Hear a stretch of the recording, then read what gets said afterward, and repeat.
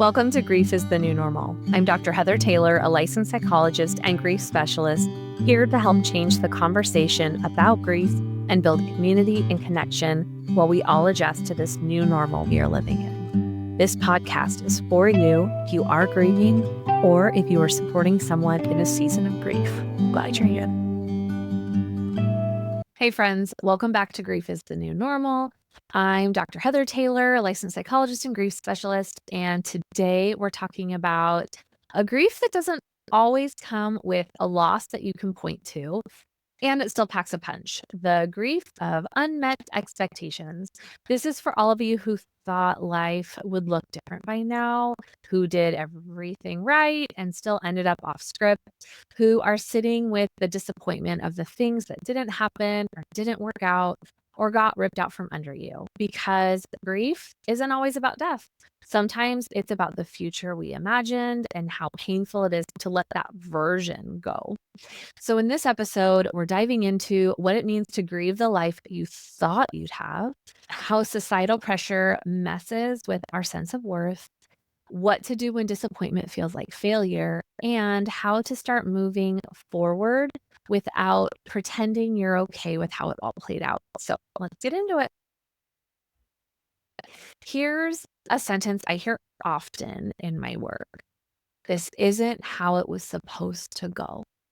Whether it's a relationship that didn't last, a job that didn't fulfill, a timeline that didn't happen, a body that didn't cooperate, a dream that stayed just out of reach. There's grief there, and it's real because somewhere along the way, you built a picture in your mind of who you'd be, where you'd live, how life would look. And when that doesn't happen, it's not just disappointment, it's a loss. You're grieving the version of life that never got to be.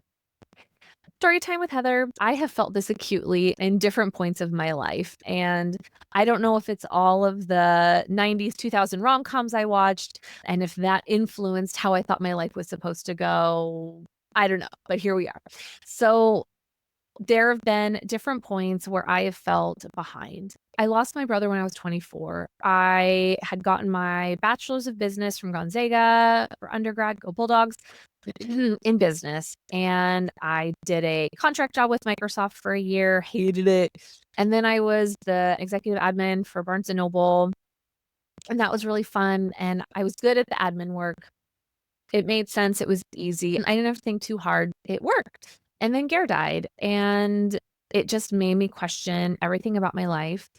And I went back to school. So instead of leaning into those traditional milestones, I did a massive pivot and went back to school to do something completely different than what my background was in. And so huge learning curve. And also, I was able to work some part-time jobs, but I wasn't in my career. I wasn't building a reputation. I wasn't building a 401k. Like, I had changed the trajectory for my life, the pacing for my life. I had friends who were getting married and having kids, and I was in school. I remember third year of grad school, just drowning in clinical qualifying exam and dissertation and all this stuff. And I had friends who were getting married, multiple friends getting married on the same weekend, one of those years. And it was just so hard to not compare the trajectory of my life. And I joke about it that, like, everything I do now, it's all Garrett's fault, because I wouldn't have necessarily picked this career path for myself without that life experience, that lived experience of loss, because I wasn't even thinking about being a therapist when he died. That was so not on my radar.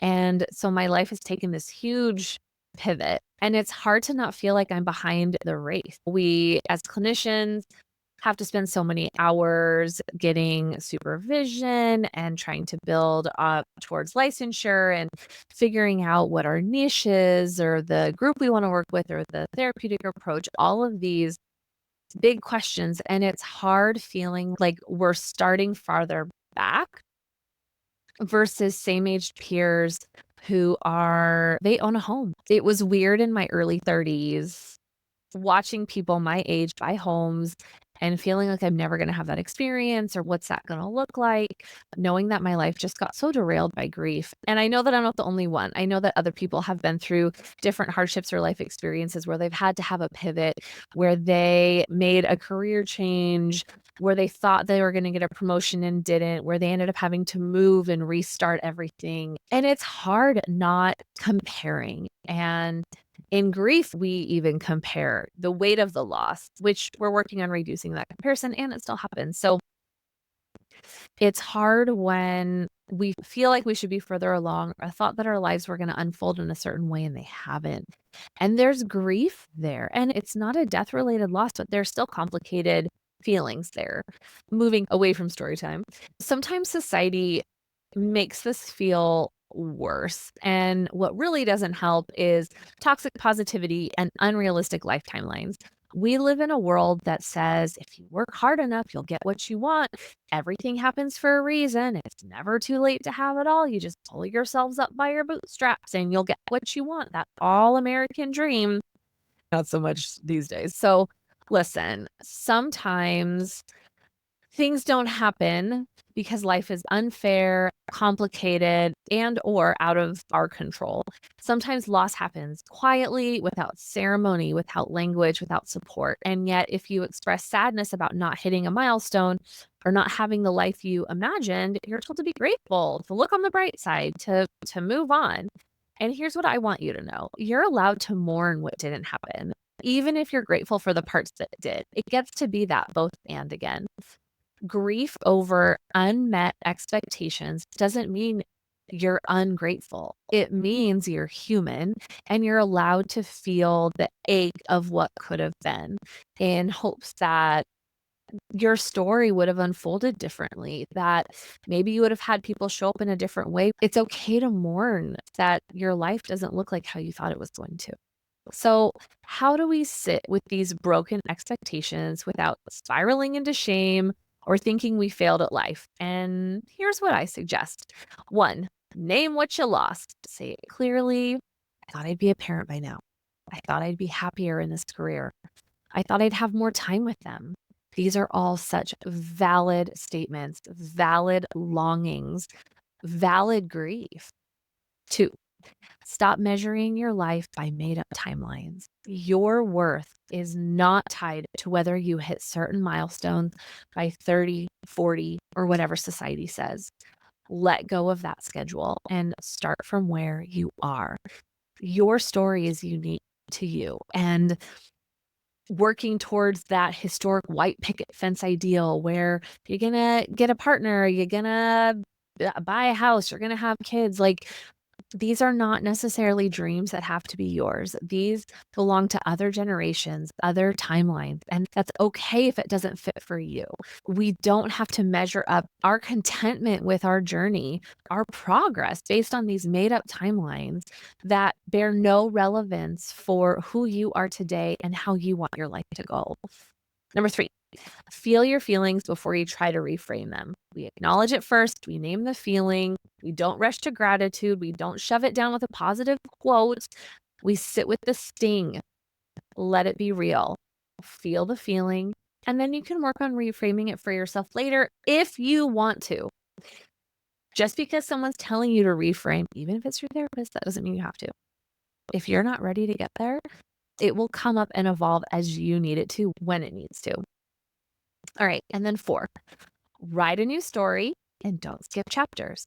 This isn't about finding silver linings. It's about choosing what to build next with honesty. So asking yourself, what do I want now? Knowing what I've lost. And who am I now? That version of life is no longer possible. Think about those questions.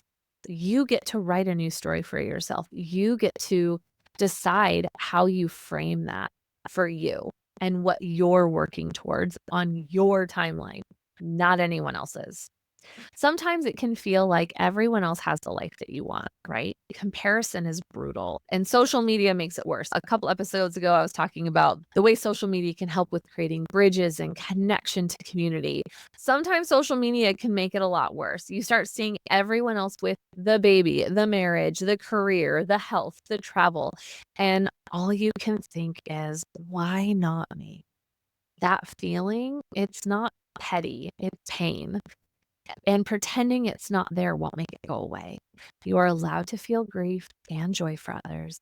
You are allowed to feel bitter and hopeful. You're allowed to feel everything because grief is never just one. Okay, takeaways from today's chat. So here's what I want you to hold on to. You're allowed to grieve the life you imagine. And the fact that that's not how things unfolded, you're allowed to grieve that. You are not behind. You are not broken. You are just walking a different path. I talk about this a lot with clients and my students. When we're grieving, it's like we've been going along through life on this train and we're on the track. It's familiar. We're familiar with the train. We know how to get it moving, its operations, all of that. And then the loss happens, or we don't get the promotion, a death or a non-death event happen. And it's almost like we hop tracks to a parallel track. And the train that we're in is suddenly different. And we're not quite sure how to get it moving. So you're still on a train, you're still on the track. You're just trying to reorient yourself to how to make it move while you're walking this different path. And so it's not that you're behind, it's that your path made a pivot. You're on a different track. And that's going to take time to figure out how to get things moving and orient yourself to this new direction and process and cadence. And that gets to be okay. Grief for what didn't happen is still grief, and it still deserves space. And most importantly, you get to build a life that's honest, not perfect. There is no perfect. So we can look at what we have, look at what we've been through, and have compassion for ourselves that it's been hard, it's been tough. There have been highs and lows, and things have not gone how we thought they would. And we can grieve that. That's not something we have to fix or rescue ourselves from. So here's your gentle invitation for the week. Write down the life you thought you'd have. Then write what you still want, because the things 24-year-old Heather wanted is very different than what 40-year-old Heather wants. Very different. So write down what you still want, not what you should want, not what people expect, what still matters to you. What do you want to prioritize? What makes the most sense for you in the direction you want to take your life? That's what's most important. What matters to you? So if this episode hit close to home, feel free to send it to someone else navigating a plan B kind of life, or share it and tag me at Grief is the New Normal. Let's normalize this part of grief too. It's just as valid. So remember to be kind to yourself today. Take care, and I'll see you next time. Thanks, guys. That's it for today's episode of Grief is the New Normal. If this conversation resonated with you, or you think it might benefit someone else, please share it. Sharing can open doors to healing, understanding, and normalizing these griefy conversations. If you're craving deeper insights or ongoing support, consider signing up for the Grief Gap newsletter. It's packed with resources, tips, and personal stories to help you navigate your grief journey. Visit the website www.griefisthenewnormal.com to subscribe. For those who prefer a more personal touch to their healing process, check out my grief journal, Authentically Unapologetic. It's designed to help you explore your grief on your own terms, with prompts and exercises that encourage reflection and growth. I'm Dr. Heather Taylor, and I look forward to our next meaningful conversation. Our soothing tunes are provided by the Datacorns. If you're interested in sharing your story, collaborating, or learning more, please email me at hello@griefisthenewnormal.com. You can also stream the episodes on YouTube for more engaging content. Until next time, keep exploring your grief with intention and support, remembering you don't have to do this alone.